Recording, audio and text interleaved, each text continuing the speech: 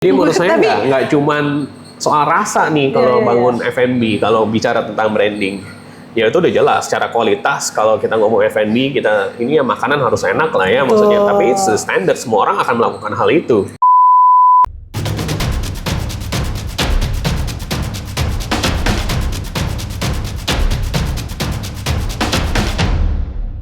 Hai guys, ketemu lagi dengan gue Jacqueline di Kulinerian Cocote Chill and Grill. Selaku pelaku bisnis kuliner, banyak orang yang suka lupa, suka tidak mementingkan satu hal ini yang menurut gue penting. Selain menu, display, lokasi usaha, ada hal yang menurut gue penting banget buat kita bahas hari ini. Apa itu? Branding. Nah, kali ini gue udah sama narasumber gue, merupakan branding expert. Langsung aja kita kenalan sama dia yuk. Hai. Halo.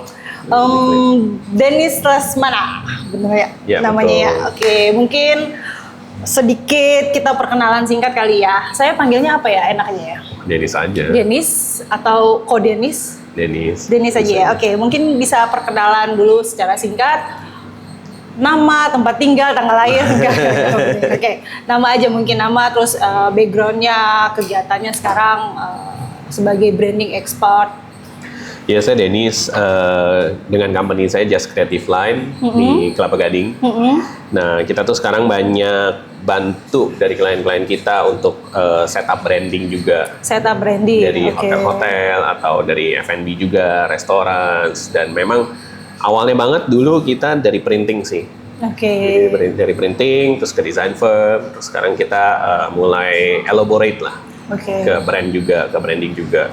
Something yang memang saat ini mulai dinanti-nantikan lah ya, mulai diakui lah maksudnya. Sekarang memang dari segi bisnis juga branding ini udah sangat penting banget dengan makin majunya social media dan digital. Iya betul sih. Salah satu yang makanya yang tadi di awal saya bilang penting tapi sering dilupakan nggak sih? Atau mungkin di list itu adalah nomor kesekian. Selain misalnya kalau kita bicara F&B, ada menu, ada lokasi, ada karyawan mungkin. Nah, branding itu di list kesekian. Padahal sebenarnya menurutku itu adalah hal yang paling utama dalam sebuah bisnis. Gimana? Betul. Ya, untuk saat ini dengan kemajuan digital, dengan apalagi kedepannya bakal ada dunia AI dan segala macam, branding menjadi salah satu hal yang sangat significantly important. Karena semakin lama orang akan semakin semakin mudah untuk membuka sesuatu untuk segala macamnya, tapi yang bisa menjadikan itu sustain dan menjadikan itu secara berkepanjangan dan adalah si brandingnya tersebut gitu loh maksudnya. Si branding. Oke, sebentar saya kelewat tadi, kita tarik mundur sedikit. Kalau bisa seorang Dennis Lesmana di titik ini, berarti kan ada backgroundnya dulu atau mungkin cikal bakalnya, berangkat dari mana nih seorang Dennis Lesmana bisa jadi seperti sekarang? Mungkin ada cerita di balik layarnya, bisa di-sharing ke kita. Iya. Sebenarnya awalnya dulu tuh saya di bisnis bantu orang tua juga di percetakan. Jadi memang di percetakan, maksudnya di offset printing zaman itu. Nah, lambat laun maksudnya kita melihat bahwa sebenarnya itu karena keadaan juga. Dimana kalau hanya printing dengan kemajuan dunia waktu itu lagi desain ya, waktu zaman tahun berapa tuh? Tahun sekitar 2004-an lah ya, 2004, 2005, 2006 gitu ya. Itu kita sangat sulit sekali that time untuk bisa grab to end user. Jadi saat itu yang mostly itu yang kita dapat tuh justru dari design firm atau dari mediator dan segala macam. Nah, dulu kita mau expand, jadi saya involve untuk bermain di dunia desainnya. Nah, kita setup di 2008 di design firm. Sebenarnya utamanya waktu itu mau gimana sih supaya kita tuh bisa reach more, bisa dapat ke end usernya lah ya maksudnya. Karena yang dulu ada tuh banyak kan lewat mediator atau lewat design firm dan segala macam. Nah, pada saat itu saya masih lagi sambil kuliah, jadi kita mulai tuh kecil-kecilan buka design firm di rumah tamu, di ruang tamu masih baru. Terus sebentar kita ngontrak rumah, kita jadikan itu sampai saat ini jadi branding agency. Berangkat dari situ, kemudian mulailah berkembang sampai jadi bisnis saat ini ya. Iya, malah sekarang itu kita, kalau dulu mungkin kita desain itu mau dapetin supaya printingnya bisa maju lah ya, maksudnya gimana caranya supaya bisa reach more, supaya bisa dapet klien baru atau bisa dapet sales yang lebih tinggi. Bahkan sekarang kalau kita bisa bilang dunia branding itu sangat besar sekali, terutama di Indonesia. Orang mulai appreciate lah ya, maksudnya kinerja seseorang untuk mendesain. Jadi berangkat dari situ mulailah berkembang di dunia branding sekarang ya. Kegiatannya apa sekarang? Kita memang banyak, kebetulan saat ini diberkati oleh beberapa klien yang memang untuk setup hotel. Beberapa hotel, di Jakarta dan di luar kota? Di luar kota. Kita banyak sekali di luar juga. Jadi memang sekarang itu kita banyak untuk setup branding. Dari F&B, dari restoran, dari high-end restoran, dari lounge, termasuk juga beberapa hotel lah. Nice. Dennis, mungkin kalau dari saya ya, kalau beberapa artikel yang saya baca, branding itu sendiri kan ada beberapa jenis.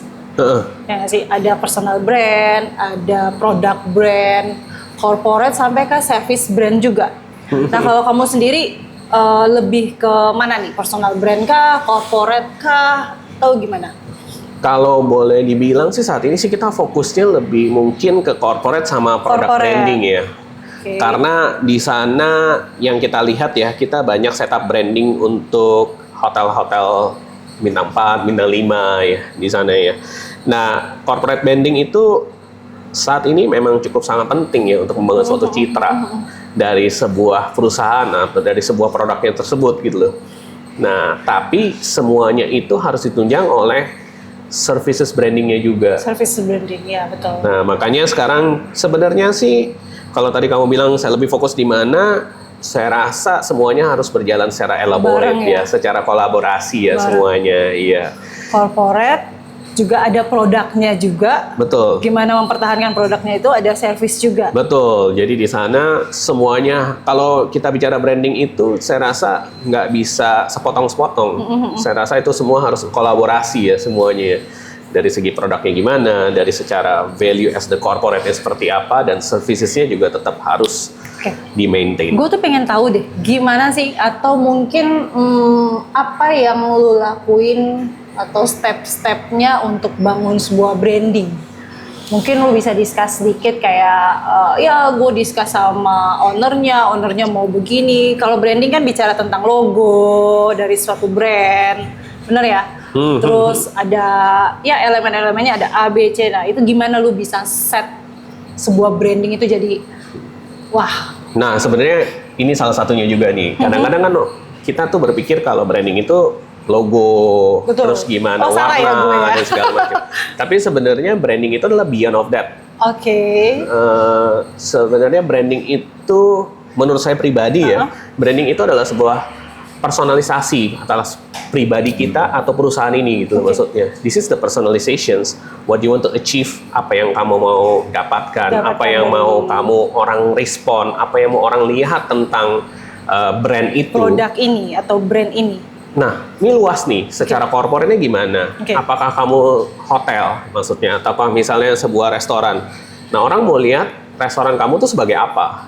Sebagai di mana level kamu berada? Di mana nantinya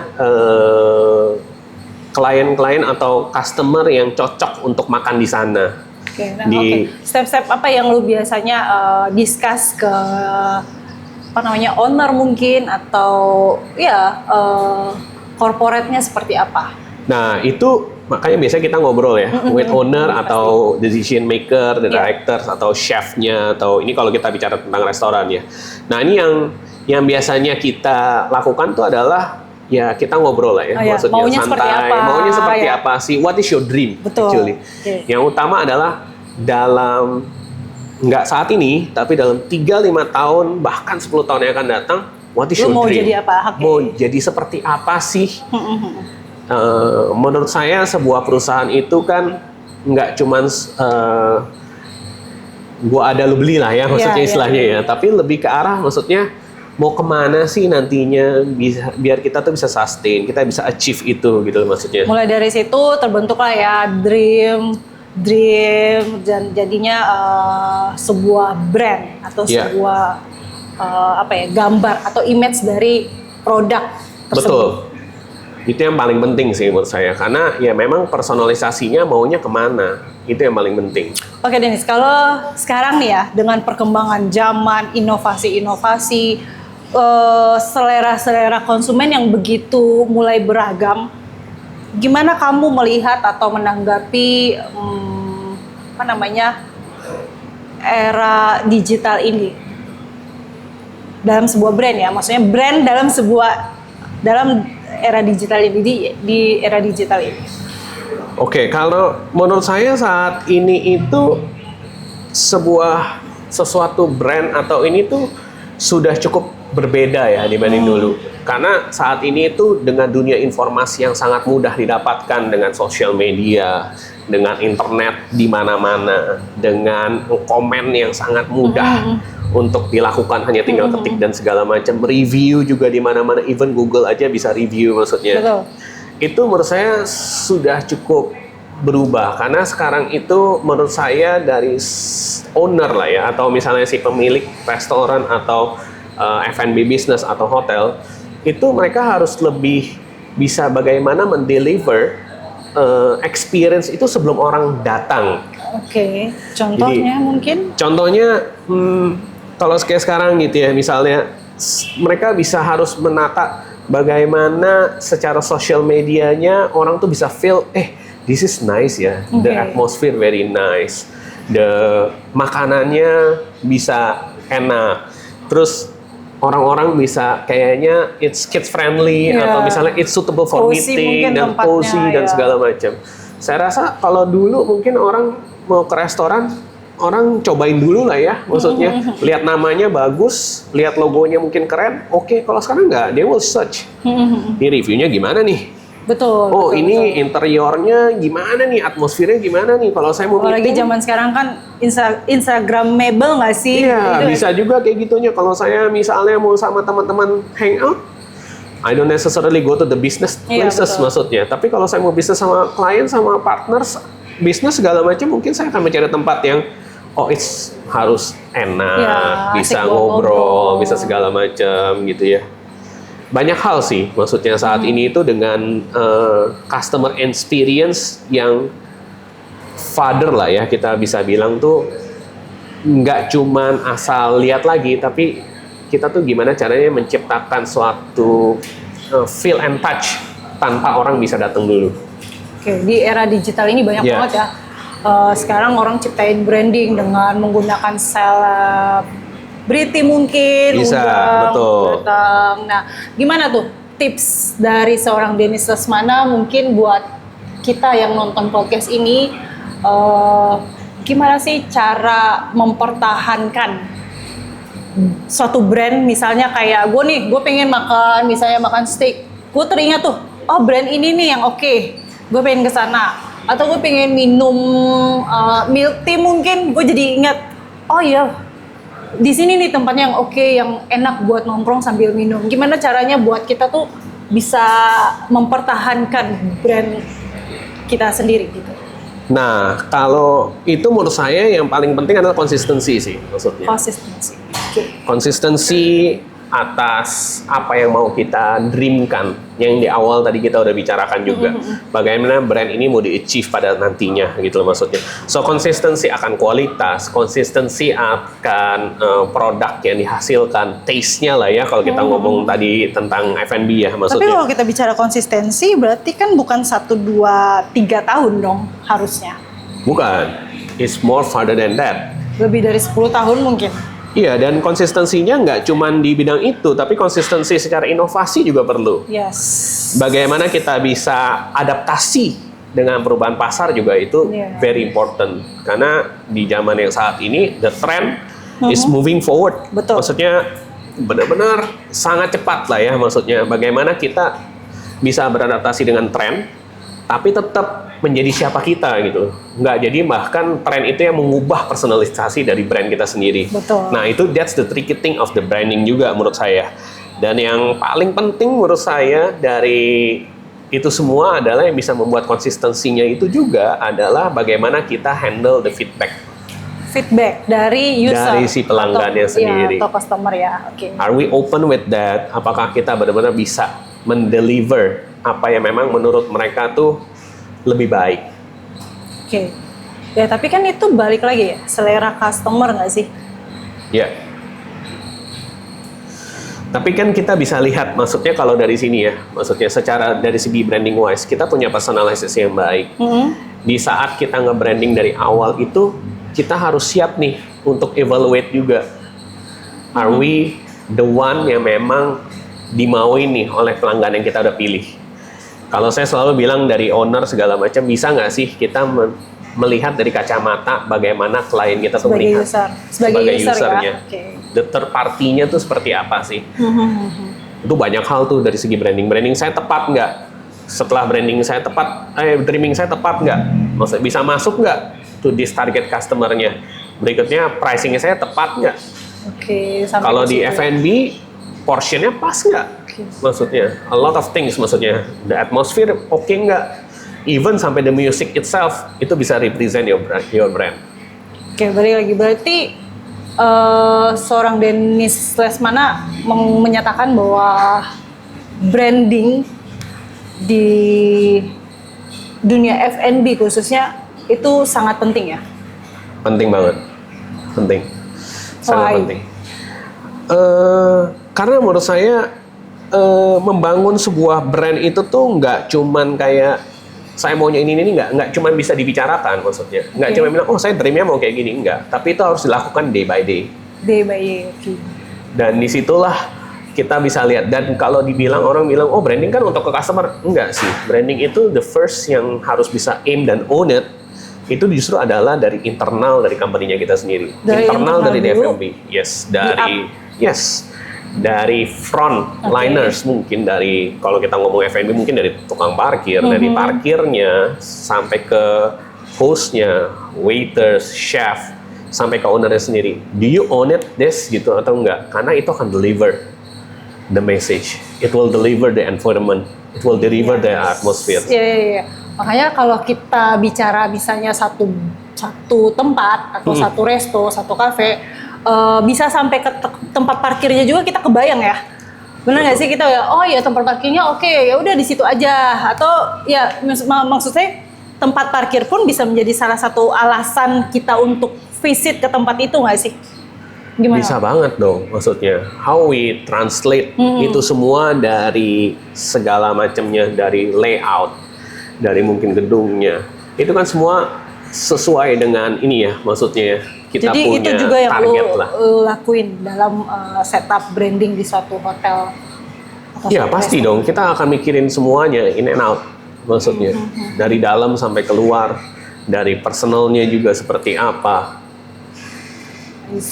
Menarik ya. Ya jadi menurut saya nggak cuman soal rasa nih kalau bangun F&B, kalau bicara tentang branding. Ya itu udah jelas secara kualitas. Kalau kita ngomong F&B, kita ini ya makanan harus enak lah ya. Maksudnya, tapi it's the standard, semua orang akan melakukan hal itu. Balik lagi ke selera customer. Gue bisa bilang enak, teman gue bisa bilang nggak enak. Betul. Gitu sih.